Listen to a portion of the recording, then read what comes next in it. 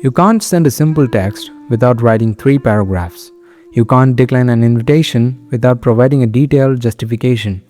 You can't express an opinion without preemptively defending it from every possible angle. You're exhausted from explaining yourself, your choices, your feelings, your existence. And the worst part, you don't even know why you can't stop. But that compulsive need to over-explain, it's not a personality issue, it's a trauma response. Maybe you're the person who writes, "Hey, sorry to bother you, I know you're probably busy, but if you have a second and it's not too much trouble," before asking a simple question. You apologize before speaking, you justify before asking, you explain before anyone even questions you. You rehearse conversations in your head, anticipating every possible misunderstanding, preparing defenses for attacks that haven't happened. When someone asks why you did something, you don't give a reason. You give an explanation. Because somewhere inside, you believe that if you just explain it well enough, thoroughly enough, they will understand. They will approve. They won't be angry. Maybe you've been told you're too much, that you talk in circles, that a simple yes or no would suffice, but you can't do simple. Every statement needs context. Every decision needs justification. Every feeling needs a footnote.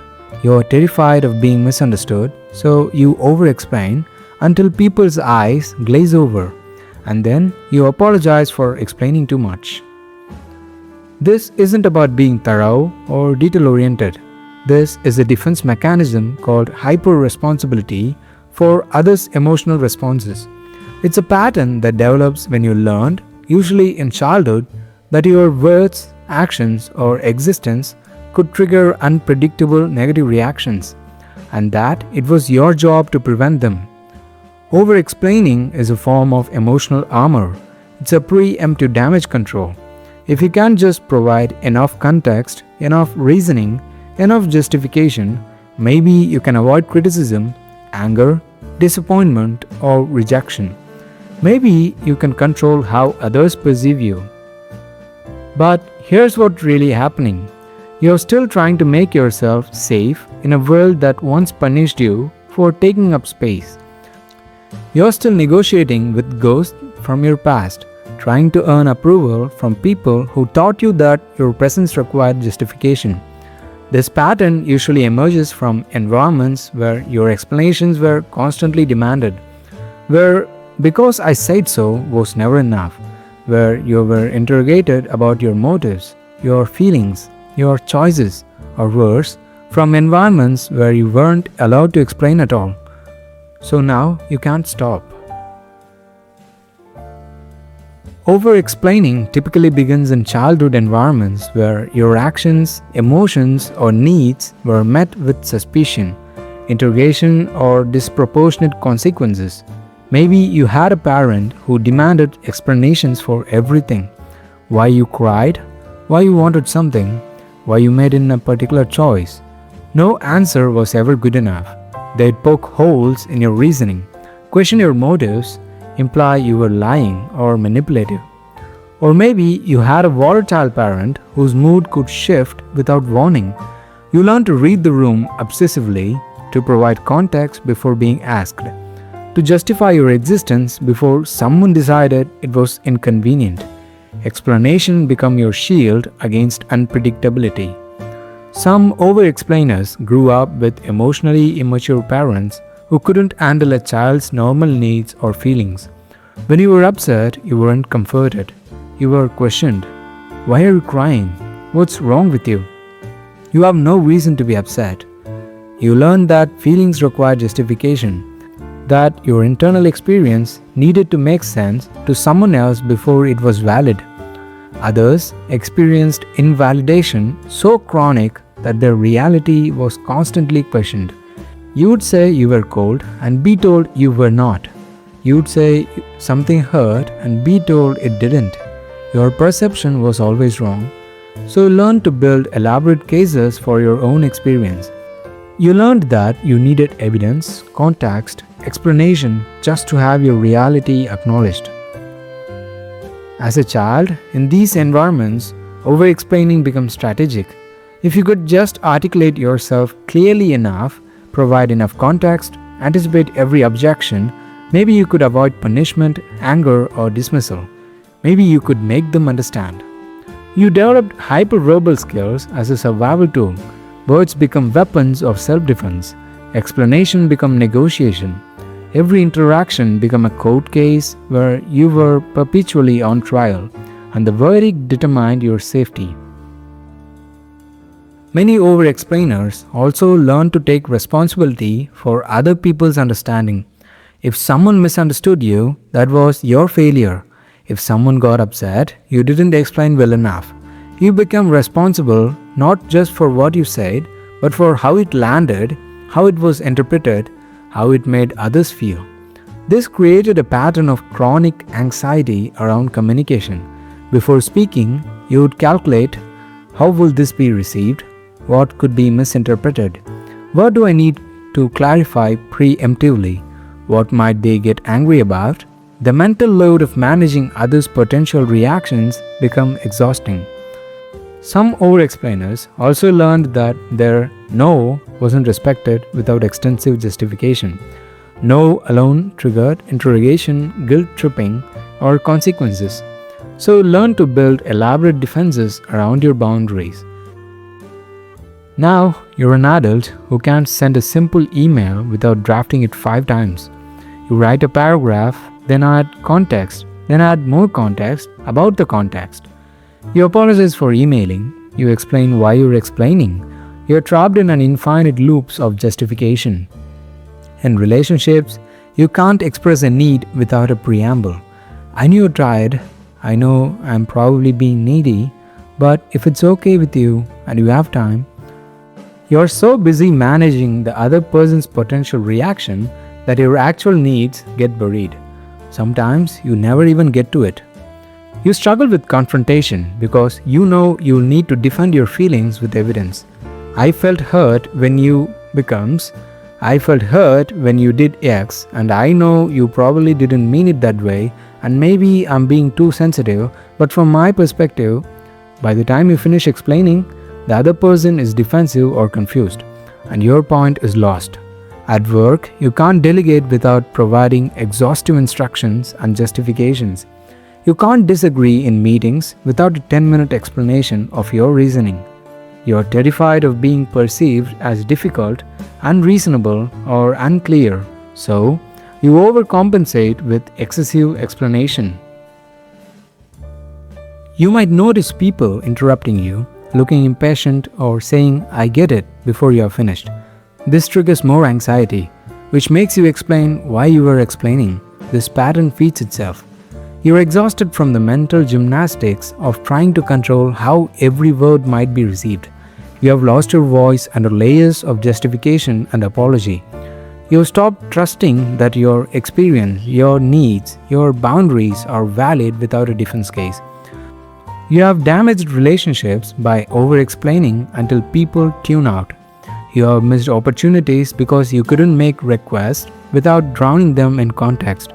You have spent hours agonizing over text, emails, conversations, trying to craft the perfect explanation that will finally make you safe.